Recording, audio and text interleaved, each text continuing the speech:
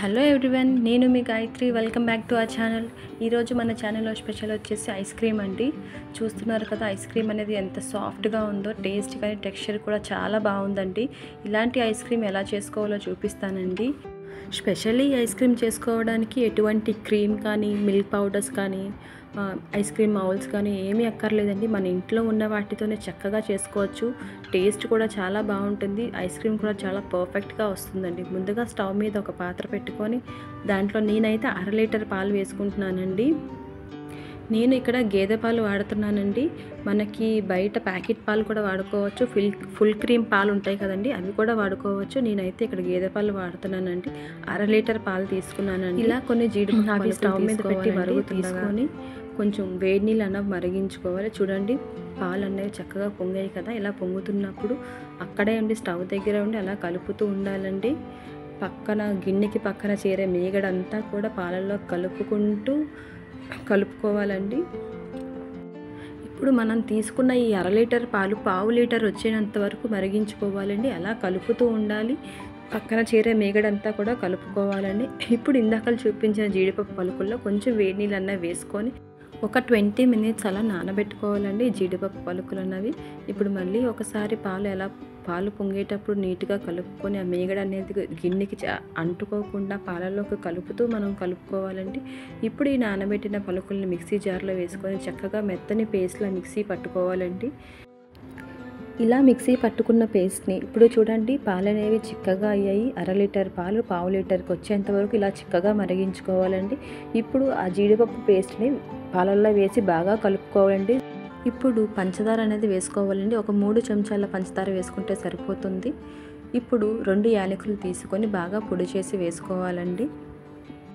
ఇప్పుడు మంట అనేది స్విమ్లో పెట్టుకొని బాగా కలుపుకోవాలండి. ఉండలు కట్టకుండా వేసిన జీడిపప్పు పేస్ట్ అనేది ఉండలు కట్టకుండా నీట్గా కలుపుకోవాలండి. నేను ఇక్కడ జీడిపప్పు మాత్రమే వేసానండి. మీకు వీలుంటే బాదం సగంగా కొంచెం బాదం కొంచెం జీడిపప్పు కూడా కలిపి వేసుకోవచ్చు. అలా అయితే టేస్ట్ కూడా బాగుంటుందండి.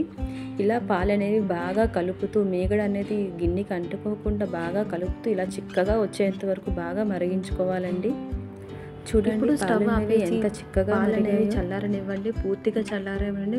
మధ్యలో కలుపుతూ ఉండాలి, ఎందుకంటే మీగడ కడుతుందండి. ఆ మీగడ అనేది బాగా కలిసేలా కలుపుకోవాలి.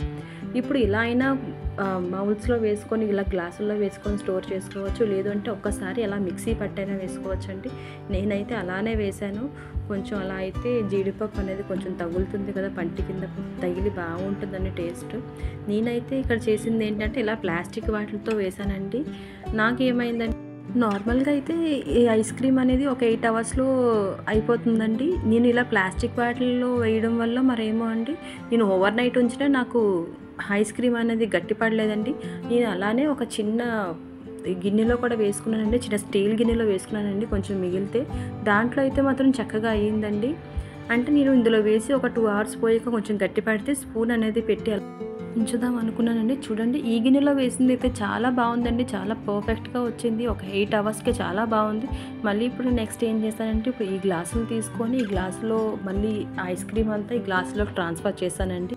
ఇప్పుడు ఐస్ క్రీమ్ అనేది ఈ గ్లాసుల్లో వేసుకున్న తర్వాత ఒక కవర్ తీసుకున్నానండి. కవర్ తీసుకొని రౌండ్గా కట్ చేసుకున్నానండి.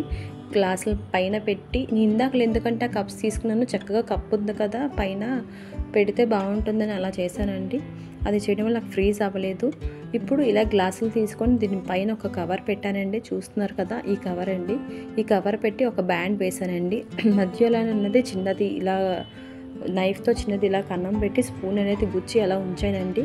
అలా ఉంచి ఒక 8 అవర్స్ ఫ్రీజ్ చేయగానే చక్కగా అవుతుందండి. ఇప్పుడు చూడండి, ఇలా ఉంచి ఫ్రీజ్ చేశానండి. ఒక 8 అవర్స్ ఫ్రీజ్ చేయగానే ఇలా వస్తుందండి. ఇప్పుడు తీసిన వెంటనే కొంచెం ఇలా వాటర్లో పెడితే ఈజీగా వస్తుందండి. చూస్తున్నారు కదండి, ఇలా వాటర్లో కొంచెం సేపు అలా ఉంచి తీస్తే ఈజీగా వస్తుందండి. చెప్పాను కదండి, ఇందాక ప్లాస్టిక్ వాటిలో వేసిన అప్పుడు చిన్న గిన్నెలో వేసానని, అదేనండి ఈ ఐస్ క్రీమ్. చూడండి అప్పుడు చాలా పర్ఫెక్ట్గా వచ్చింది. చూడండి ఎంత స్మూత్గా ఉందో, టేస్ట్ కానీ టెక్స్చర్ కానీ చాలా బాగుందండి. మనం ఇలాంటి ఐస్ క్రీమ్ చేసి పెడితే ఇంట్లో పిల్లలు కానీ పెద్దవాళ్ళు కానీ చాలా ఎంజాయ్ చేస్తారండి. చూడండి, ఇవి గ్లాసుల్లో వేసిన ఐస్ క్రీమ్ అండి. చూడండి చాలా పర్ఫెక్ట్గా వచ్చింది. చూస్తున్నారు కదా, కొంచెం అలా జీడిపప్పుతో కొంచెం గార్నిష్ చేసుకున్నానండి. ఈ స్పూన్స్ అనేవి స్పూన్సే ఉన్నాయండి నా దగ్గర, ఐస్ క్రీమ్ స్టిక్స్ అనేవి లేవు. సో అందుకే ఇవే పెట్టాను నేను. మనం ఈ ఐస్ క్రీమ్ అనేది చాలా సింపుల్గా చేసుకోవచ్చండి. ఇంగ్రీడియంట్స్ కూడా ఎక్కువ ఏం అక్కర్లేదు. పాలు, పంచదార, జీడిపప్పు ఉంటే చాలండి. యాలకుల పొడి అనేది మన ఆప్షన్ అండి, వేసుకుంటే వేసుకోవచ్చు. మనం ఇంకోటి ఏంటంటే ఈ టైంలో మనం సాఫ్రాన్ కొంచెం మిల్క్లో కలిపి వేసుకుంటే కొంచెం కలర్ అనేది కొంచెం ఎల్లో కలర్లో వస్తుందండి ఈ ఐస్ క్రీమ్ అనేది. నేనైతే అది స్కిప్ చేశానండి. కావాలంటే సాఫ్రాన్ కలిపి కూడా వేసుకోవచ్చు ఈ ఐస్ క్రీమ్లో. అంతేనండి. ఈ వేసవికాలంలో చల్లని ఐస్ క్రీమ్ ట్రై చేయండి. మీకు ఈ ఐస్ క్రీమ్ నచ్చినట్లయితే please do like, share and subscribe. Thanks for watching.